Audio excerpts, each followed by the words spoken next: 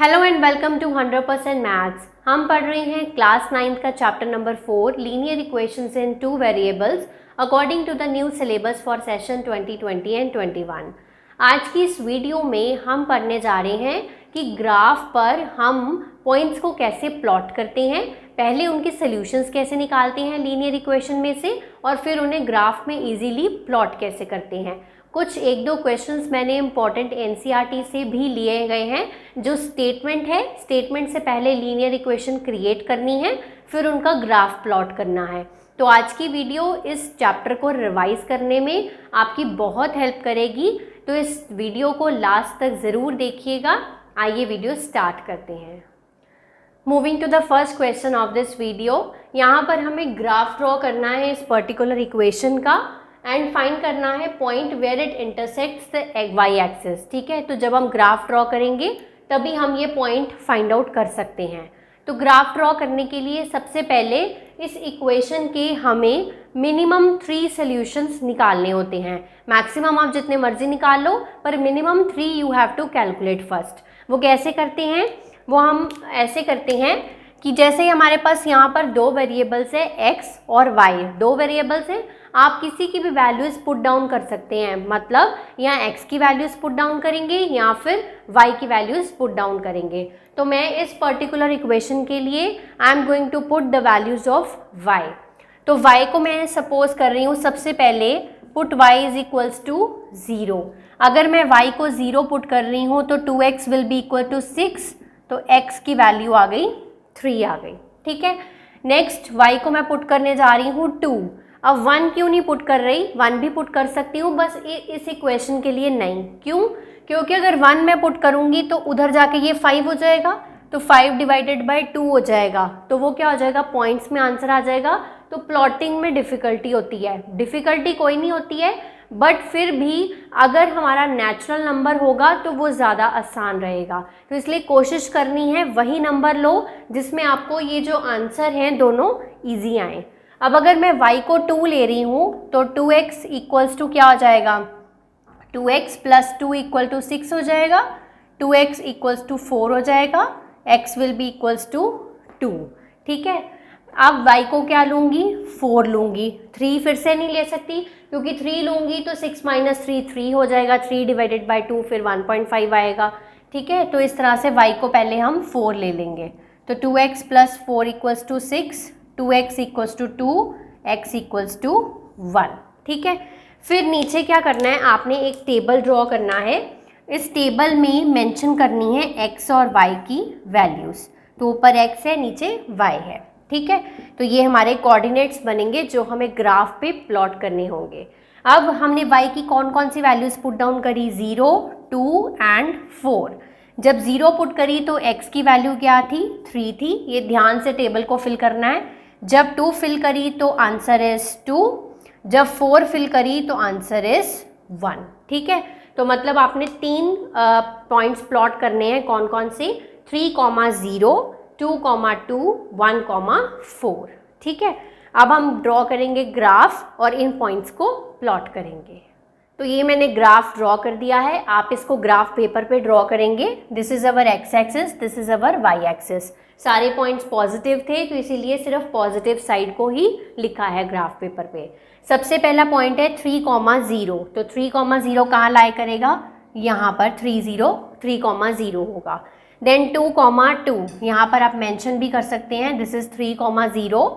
Then 2, 2 will be here, 2, 2, 2x का 2y का। ठीक है, देन 1, 4, सो 1, 4 आपका पॉइंट आ जाएगा यहाँ पर इस तरह से। ठीक है, तो यहाँ से हमने क्या कर देना है, ग्राफ को ड्रॉ कर देना है, मतलब इन तीनों पॉइंट्स को हम क्या कर सकते हैं, ज्वाइन कर सकते हैं। इस तरह से हमने इनको ज्वाइन कर दिया। ठीक है, अब उसने क्या पूछा था, find the point where it intersects y axis.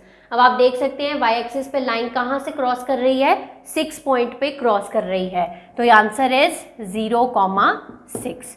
तो find the point where it intersects y axis is 0, 6। Next question है हमारा, अब यहाँ पर पॉइंट जो है 3, 4, this lies on the graph of equation तो अगर ये लाई कर रहा है तो दैट मीन्स ये x और y की वैल्यूज़ होंगी। तो x मतलब 3,4 दे रखा है हमें, यानी कि यहाँ से x की वैल्यू क्या है 3 है और y की वैल्यू क्या है 4 है। ठीक है, तो इक्वेशन क्या है आपकी 3y = ax + 7। 3 × y का मतलब हो गया 4, a × x का मतलब हो गया 3 + 7। सो 3 4s are 12, 7 को मैं इधर ले आई = 3a। तो 12 - 7 5 / 3, तो a की वैल्यू आ गई 5/3। तो इस तरह से जब भी कोई पॉइंट किसी ग्राफ ऑफ इक्वेशन पे लाई करता है मतलब वो उसे सेटिस्फाई करता है, उसमें से x और y की वैल्यूज़ मिल जाएंगी, जो अननोन वेरिएबल निकालने को बोला है वो आपको इजीली कैलकुलेट हो जाएगा।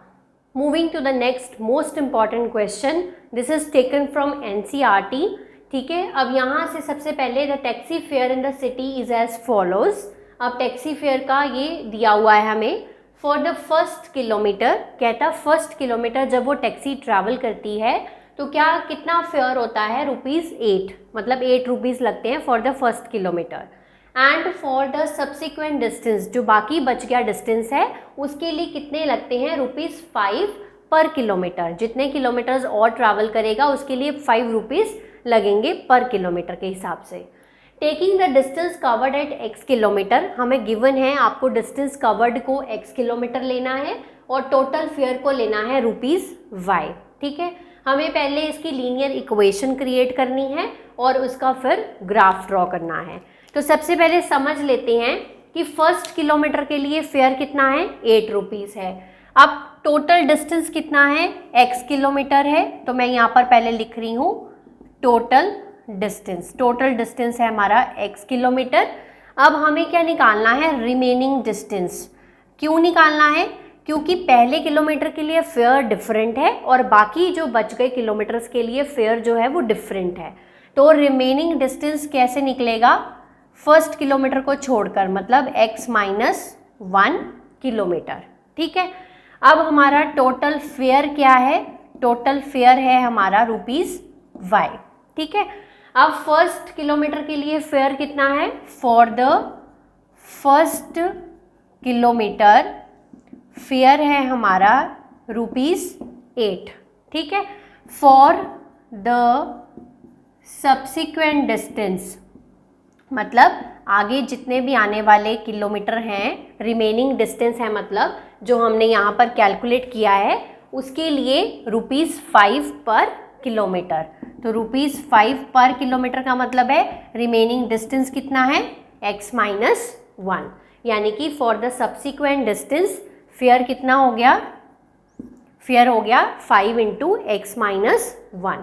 अब टोटल फेयर क्या है आपका y है, तो y कितना हो जाएगा ₹8 for the first fair, first kilometre 8 rupees plus बाकी बच के डिस्टेंस के लिए कितने पैसे हैं 5 × x - 1। तो ये बन गई आपकी इक्वेशन। आप इसको सॉर्ट आउट करके लिख लीजिए पहले, 8 + 5x - 5, तो वी गेट y = 8 - 5 3 + 5x। ठीक है, तो ये बन गई है आपकी एक इक्वेशन। अब आप क्या करेंगे, इस इक्वेशन के लिए पहले मिनिमम 3 सॉल्यूशंस निकालेंगे और फिर उसको ग्राफ पर प्लॉट करेंगे। तो ये है हमारी इक्वेशन y = 3 + 5x। तो x राइट साइड पे ही है, तो आप इसमें x की वैल्यूज़ को पुट डाउन कर सकते हैं। x की वैल्यू आ गई 1 सबसे पहले, तो y की वैल्यू क्या बन जाएगी 3 + 5 कितना हो गया 8 हो गया। अगर मैं x की वैल्यू 2 डालती हूँ तो y की वैल्यू मेरे पास क्या हो जाएगी 3 + 5 × 2, यानी कि कितना हो गया 13 हो गया, 3 + 10। अगर मैं x की वैल्यू 3 डालती हूँ तो y की वैल्यू मेरे पास हो जाएगी 3 + 5 × 3 विल बी = 18। सो मेरे पास जो 3 पॉइंट्स बनकर आ रहे हैं x और y के, x की वैल्यूज़ मैंने डाली 1 2 3, ये बन रहा है 8 13 एंड 18। ठीक है, तो पॉइंट्स क्या प्लॉट करने हैं 1, 8, 2, 13, 3, 18। ठीक है, तो आप पहले सबसे पहले हम ड्रॉ करेंगे ग्राफ को।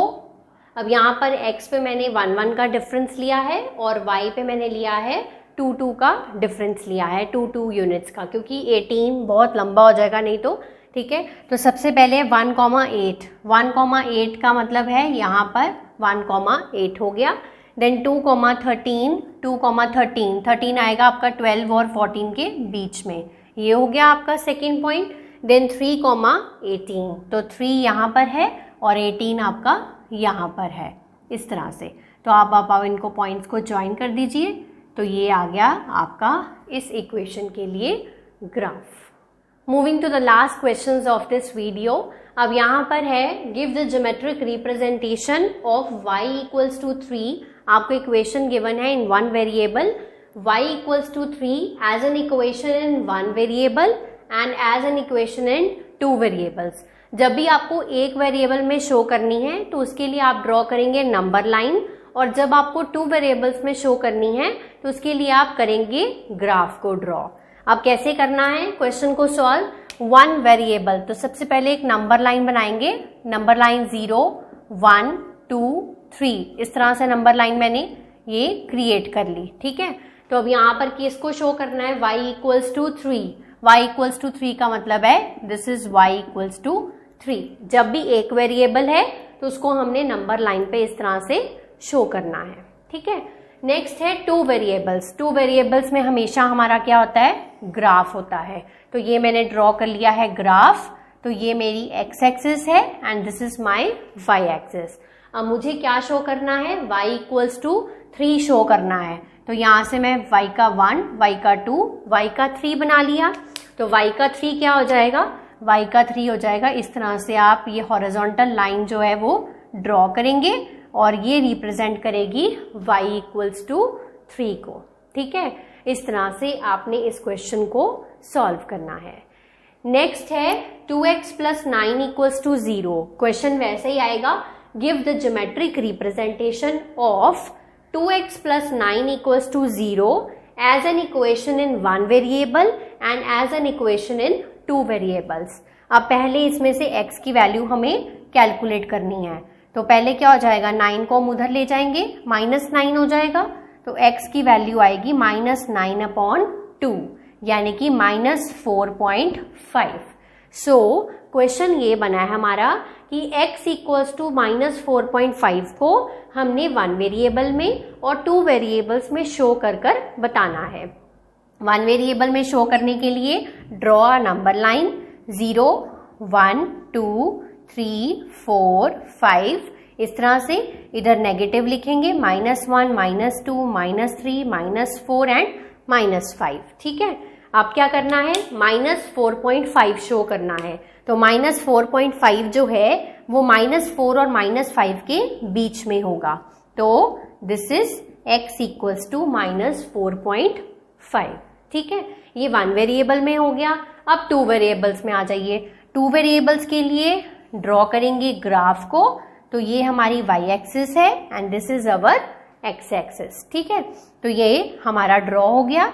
-1 -2 -3 -4 -5, क्योंकि x पे है तो हम x एक्सिस वाली नेगेटिव पार्ट ही ड्रॉ करेंगे। तो x को क्या शो करना है? -4.5।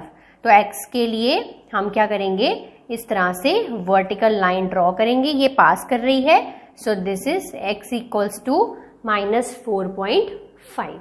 तो इस तरह से आपको इन क्वेश्चन का इजी से आंसर देना है।